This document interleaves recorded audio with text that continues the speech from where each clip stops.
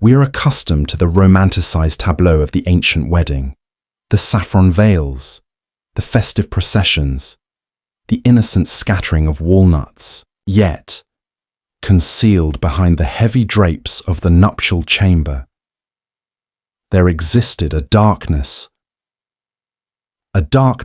where the bride was not a beloved partner, but a biological asset subjected to a nightmarish ordeal of medical and spiritual inspection. This is the story of a ritual so invasive that later civilizations try to scour it from memory. You see, to the Roman mind, marriage was not a union of souls, but a transfer of ownership.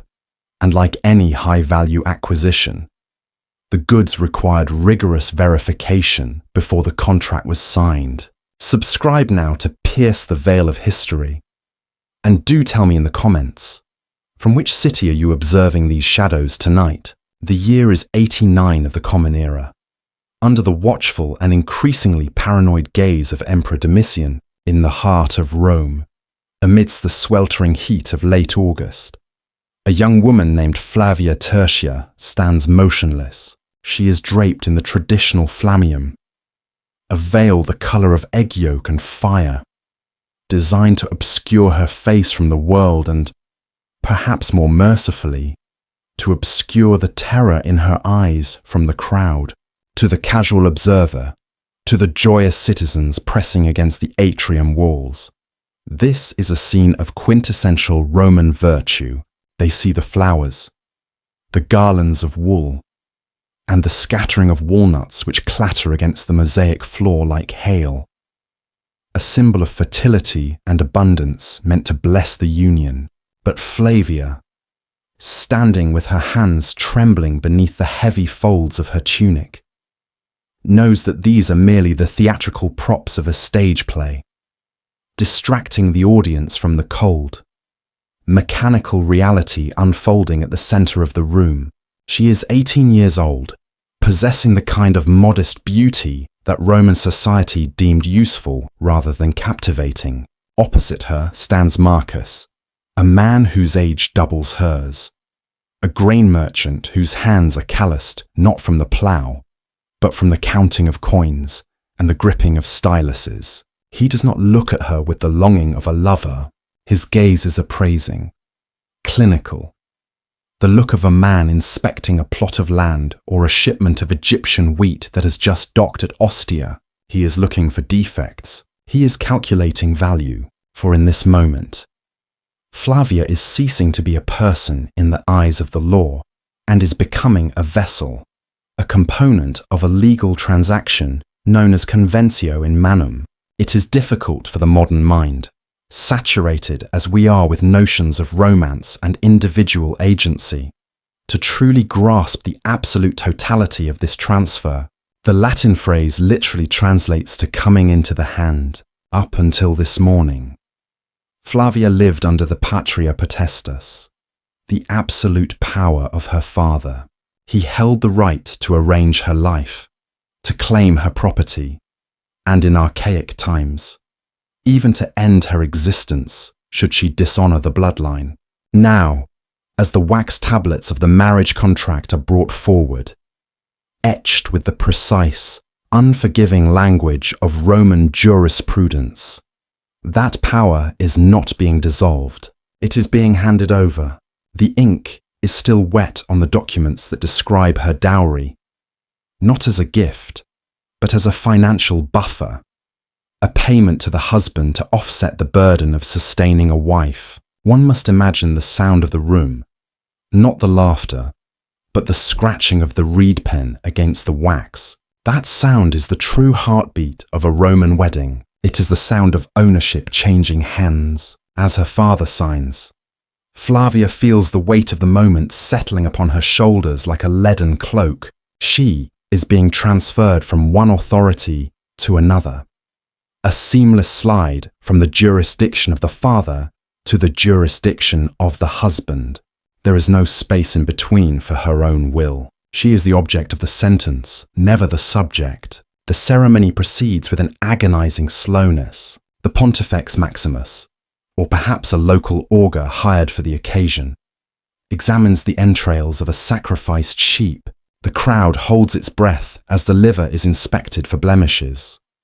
For the Romans would never embark on such a significant business merger without the assurance of the gods.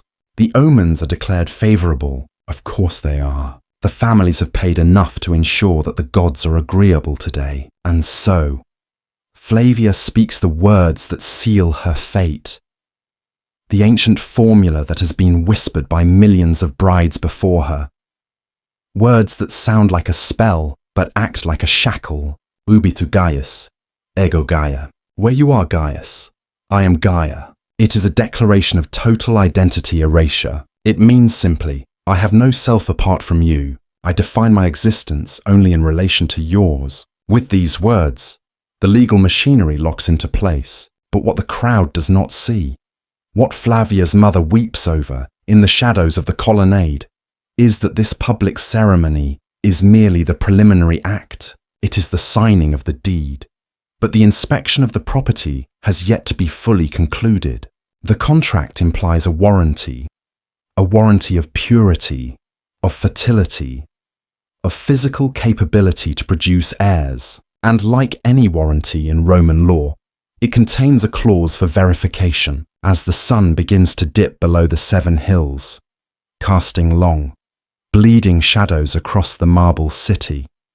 The mood shifts. The solemnity of the contract gives way to the raucous energy of the procession. The deductio is about to begin. Flavia is to be led from her father's house to the house of her new master. It is a journey that mimics an abduction, a ritualized kidnapping that harkens back to the rape of the Sabine women, reminding everyone that at the root of Roman marriage lies not consent, but capture. The torches are lit.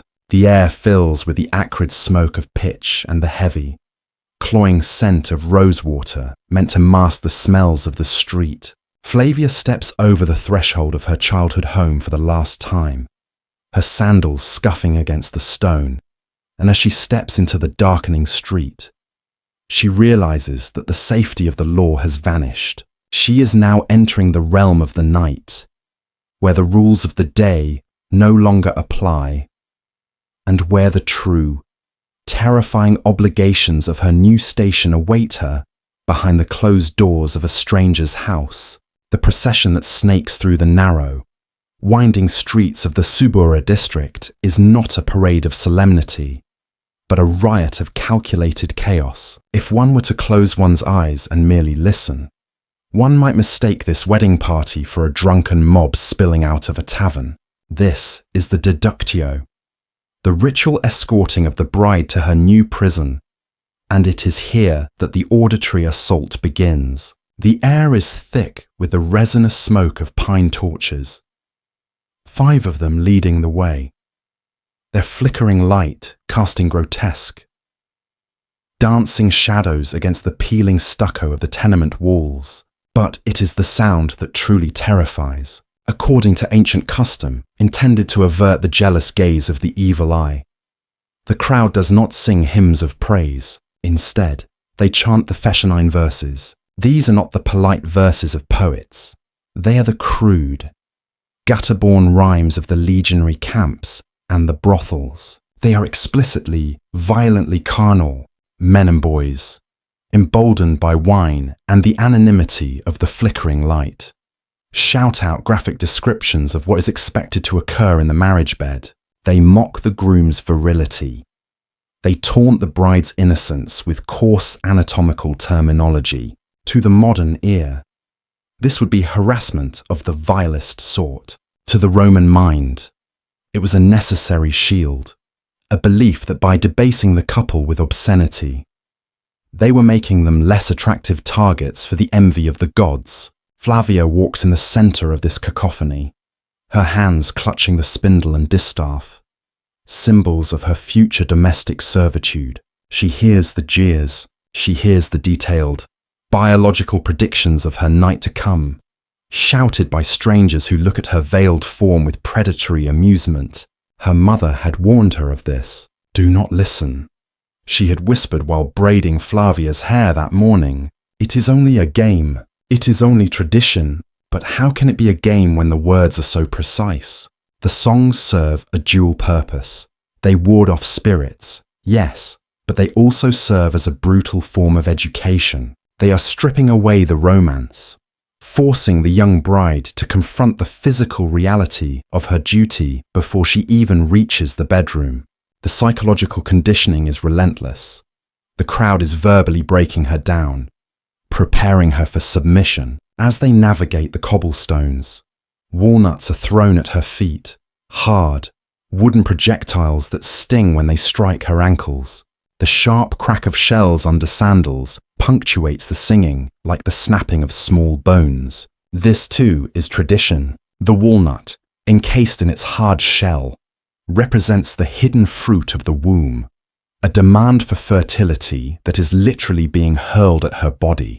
Flavia keeps her eyes fixed on the ground, on the shifting patterns of light and shadow, trying to dissociate her mind from the heat rising in her cheeks. She's walking toward a house she has never entered, to live with a man she barely knows, while the entire neighborhood loudly speculates on her physical compliance. Finally, the procession halts. The house of Marcus Petronius Rufus looms before them. Its entrance decorated with garlands of wool and smeared with wolf's fat. An ancient, primitive charm to grease the wheels of fortune. The noise of the crowd reaches a fever pitch. This is the boundary, the threshold, in Roman superstition. The threshold was a place of immense spiritual danger, a liminal space where demons lingered. To stumble here would be catastrophic, an omen of a failed marriage. Marcus steps forward. He does not take her hand. Instead, he stoops and lifts her bodily into his arms. It is a gesture that history books often paint as romantic, the chivalrous groom carrying his bride. But the roots of this ritual are far darker. It is a reenactment of the rape of the Sabine women, a foundational myth of Rome where the first wives were obtained not by wooing, but by force, by carrying her over the threshold. Marcus is symbolically stating that she does not enter of her own free will. She is captured, she is taken. He carries her across the boundary, her feet dangling helplessly above the stone step, and sets her down in the atrium. Then, the heavy wooden doors are swung shut. The effect is instantaneous. The raucous singing, the jeering, the crack of walnuts. It is all severed. The noise of the street becomes a dull, muffled hum, distant and irrelevant. Inside, the air is still and cold, smelling of old wax and stale incense. The silence that follows is not peaceful.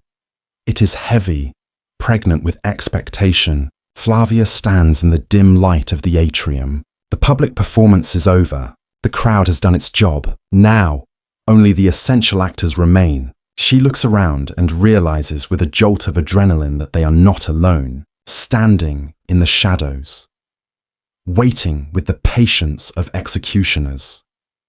Are the figures who will oversee the night's true purpose. The pronuba, the matron of honor, steps forward, her face stern and unsmiling, and behind her, barely illuminated by the dying embers of a brazier, stands a wooden structure draped in cloth, and a man holding a leather satchel of medical instruments. The party has ended. The inspection is about to begin. The doors are barred. The world of the living has been shut out. In the flickering light of the atrium, Flavia Tertia stands alone before the tribunal of the night. The pronuba, a matron of unimpeachable standing who has been married only once, a requirement for this sacred duty, steps forward.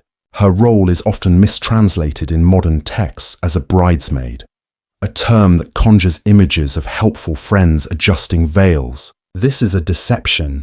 The pronuba is not a friend. She is an enforcer. She is the high priestess of the bedchamber, the overseer of the transition, ensuring that the contract is fulfilled to the letter of the law. Her grip on Flavia's arm is not comforting. It is firm, possessive, the grip of a handler guiding a nervous animal into the pen.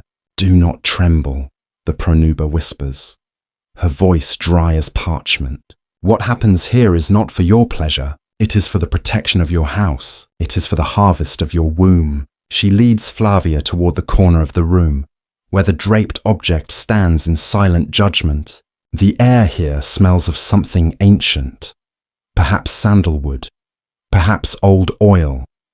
Perhaps the accumulated sweat of 1,000 brides who have stood on this exact spot. The pronuba reaches out and pulls away the cloth. Beneath it stands Mutinus Tutinus, to the modern eye. The idol would be grotesque, an obscenity carved from dark, polished oak. It is a herm, a pillar topped with a weathered head. But protruding from its center is a phallus of exaggerated proportions, smoothed by centuries of touch. But Flavia does not see pornography. She sees a god, a terrifying, demanding deity who holds the keys to life and death. In the Roman pantheon, Mutinus Tutinus was the guardian of the union, the deity who instructed the bride in the physical mechanics of her duty. But his protection came at a price. He demanded the first touch. He demanded the initial offering of the bride's modesty. This is the sandwich of horror that history often omits. We must understand the context to understand the fear. In Rome, a barren woman was a cursed woman. A wife who could not produce heirs was legally defective, grounds for divorce, causing her to be cast out into social oblivion. To refuse the god was to invite barrenness. Thus, the horror Flavia feels is not just physical revulsion, it is spiritual terror. She is trapped between the shame of the act and the fear of the curse. The pronuba positions Flavia before the wooden idol. There is no romance here, no soft words. The instructions are clinical, delivered with the detachment of a physician. Flavia is told to disrobe, not fully, but enough to expose the flesh that the god requires. The room is silent, save for the rustle of fabric and the shallow, panicked breathing of the girl. The witnesses, the female slaves, the distant relatives, watch with unblinking eyes. They are not voyeurs, they are notaries. They are here to testify that the ritual was performed correctly, that the bride did not shirk her obligation. Sit, the pronuba commands, the verb used in the ancient texts, specifically by the Christian rhetorician Lactantius and the theologian Saint Augustine, is insidere, to sit upon, to mount, to settle. It implies a total surrender of weight and will. Flavia obeys. She must. She lowers herself onto the cold, unyielding wood of the idol. The contact is shocking. The inanimate hardness of the statue invading the most private sanctuary of her body. It is a violation formalized as piety. It is a breaking of the seal, a spiritual defloration intended to shatter her psychological resistance before her human husband ever lays a hand on her. She is made to remain there, straddling the wooden god, while the pronuba recites the prayers of fertility. Mutinus, opener of the gates, bless this vessel, ensure the seed takes root. Let no blockage remain. The words hang in the stagnant air. Flavia squeezes her eyes shut, tears leaking onto her cheeks, trying to retreat into the deepest corners of her mind, trying to pretend she is anywhere else but here, impaled upon an idol while a room full of strangers watches her humiliation. This is not merely a ritual, it is a systematic dismantling of the self by forcing the bride to submit to an object, to a grotesque caricature of manhood. The Romans were stripping away her autonomy. They were teaching her that her body was a tool, a receptacle to be used by powers greater than herself, be they gods or husbands. The wooden phallus does not care for her pain. It doesn't whisper endearments. It simply is, hard, indifferent, eternal. Saint Augustine, writing centuries later in his magnum opus, The City of God, would describe this practice with trembling outrage. He asked, "Is it not enough that the bride is handed over to a man? Must she also be delivered to a block of wood?" He saw it as demonic, but to the Romans standing in that room, Augustine's morality would have been alien. This was practical magic. This was engineering. You grease the axle before you attach the wheel. You bless the field before you plough the furrow. Flavia is the field. Mutinus is the plough. After what feels like an eternity, the pronuba signals that the god is satisfied. It is done. She declares. Flavia is allowed to rise. Her legs are shaking so violently she can barely stand. She feels soiled, hollowed out, as if a piece of her soul has been left behind on the oak statue. A slave rushes forward with a basin of scented water and a rough cloth. They begin to scrub her, not gently, but efficiently. They are washing away the sacred touch of the god, preparing the surface for the next stage of the process. But as Flavia stands there, shivering as the water runs down her thighs, she realizes the night is not over. The idol was only the spiritual preparation. The physical verification is yet to come. From the shadows, the man with the leather satchel steps forward. He is not a priest. He is a medicus, a physician. He places his bag on the small table, the metal instruments inside clinking together with a sound that is sharp, cold, and utterly terrifying. He is not here to heal. He is here to inspect. The god has had his turn. Now, the law requires its proof. The physician, a Greek man named Galenus, not the famous scholar of later years, but a practitioner of the same cold, empirical school, gestures for Flavia to lie upon the bed. This is not the marriage bed. That is in the next room, decorated with flowers and awaiting the final act. This is the examination table, a simple wooden bench covered with a linen sheet that is stark, blindingly white. The symbolism is unsubtle. White is the canvas upon which the truth will be written. In the lexicon of Roman law, there exists the concept of caveat emptor. Let the buyer beware. While this phrase usually applied to the purchase of slaves or livestock, its shadow loomed heavily over the marriage contract. A husband, or rather the husband's family, was paying a significant sum to acquire a bride. They were acquiring her for a specific purpose, the production of legitimate heirs. If the vessel was compromised, if the bride was not intacta, untouched, then the contract was void, the dowry was forfeit, and the disgrace was absolute. Therefore, one did not trust, one verified. The physician opens his leather satchel. The instruments inside are made of bronze and iron, speculums, probes, dilators. They glint in the lamplight. Cold and indifferent, Flavia lies back, her eyes fixed on the ceiling frescoes depicting the rape of Europa, a cruel irony that she is likely too terrified to appreciate. The pronuba stands at the head of the bed, holding Flavia's shoulders down, not with malice, but with the steady pressure of a nurse restraining a patient during a necessary procedure.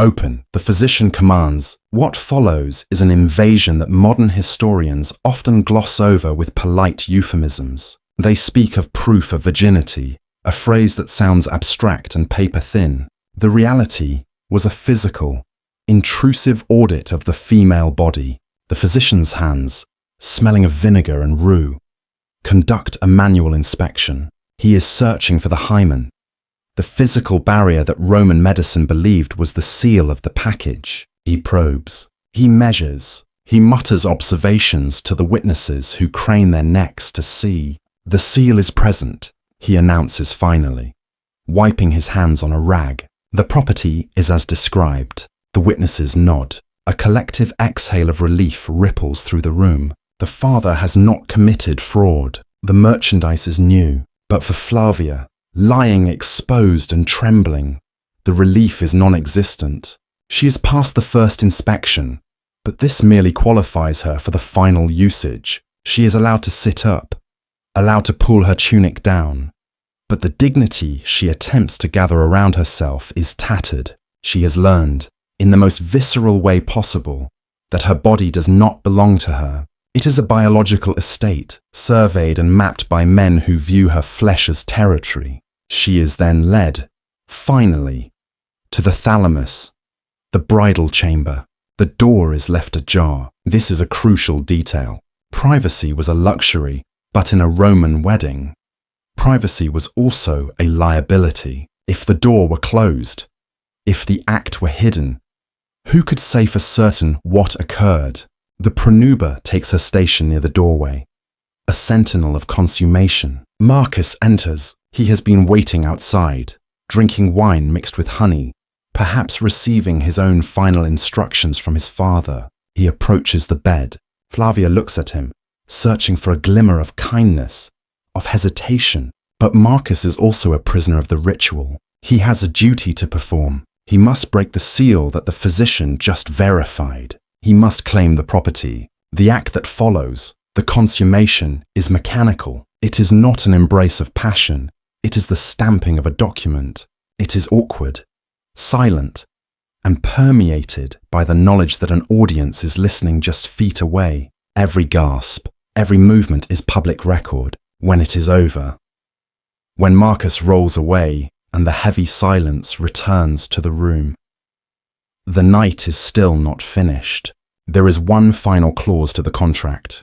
The physician returns. This is the second inspection, the post-consummation verification. It is a grim mirror of the first. Flavia, sore and bleeding, is once again subjected to the physician's gaze. He examines the sheets. He examines her body. He is looking for the blood, the signum. In the logic of the ancient world, this blood was the receipt. It was the physical proof that the transaction had been completed, that the title of ownership had been successfully transferred.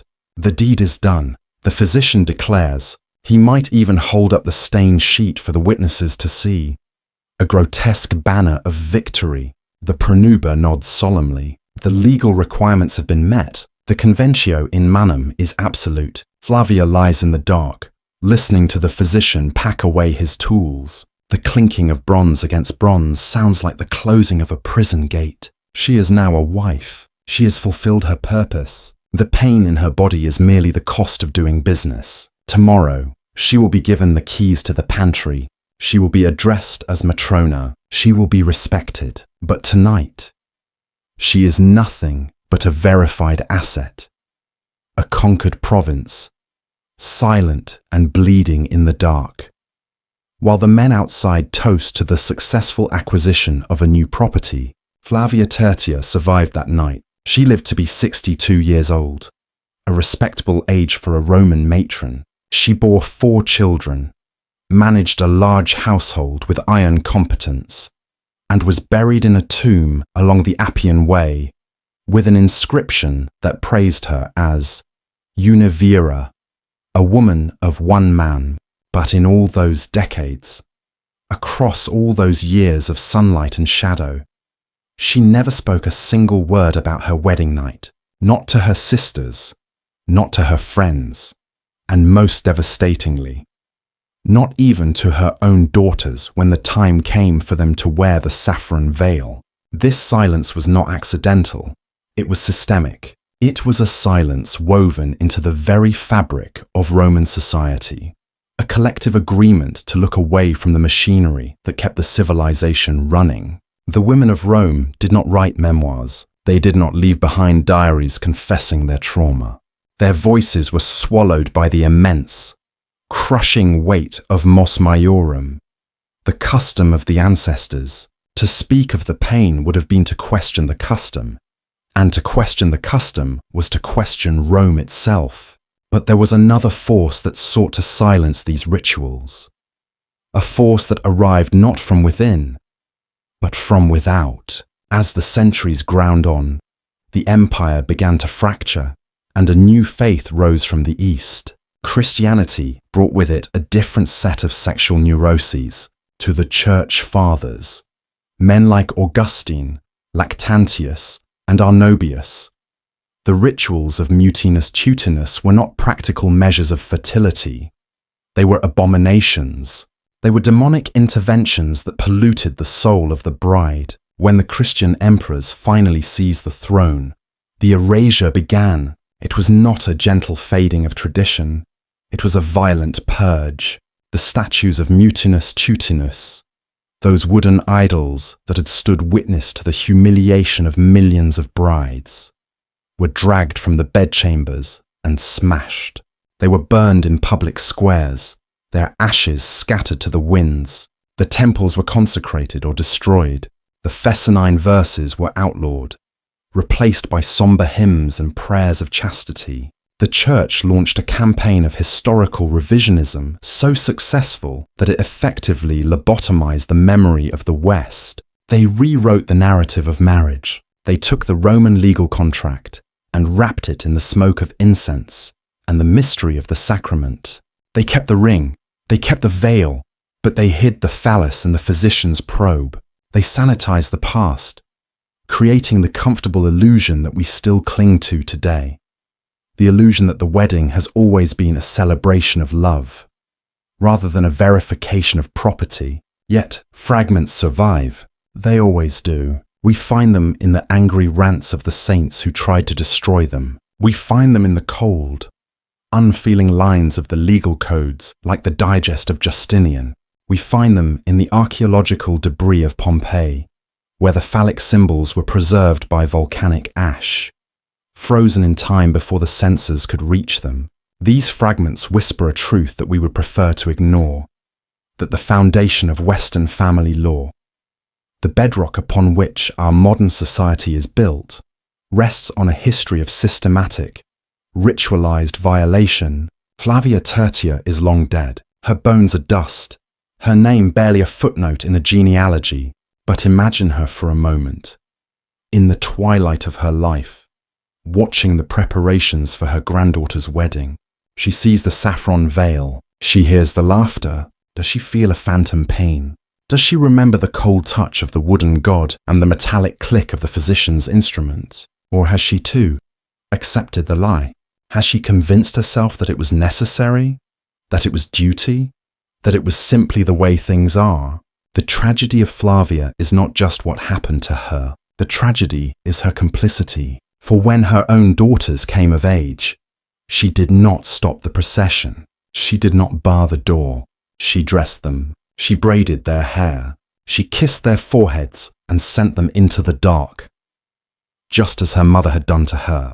The machine required fresh fuel, and she provided it. So, the next time you attend a wedding, the next time you see a bride walking down the aisle in white, a colour that became fashionable only when Queen Victoria decided it represented purity, look closer. Look past the flowers and the smiles. Listen beneath the music. Can you hear the echo? Can you hear the faint, ghostly sound of walnuts cracking against the floor? Can you smell the vinegar on the physician's hands? History is not a straight line from darkness to light. It is a layered sediment. And we are walking on top of the bones of the silenced. Rome did not disappear. It merely changed its clothes. The laws of property, the obsession with lineage, the scrutiny of the female body. These are the ghosts of the forum that still haunt our courtrooms and our bedrooms. We tell ourselves we are civilized. We tell ourselves we have evolved. But in the deepest, most private recesses of our culture, the wooden god is still waiting. And the door is never truly locked.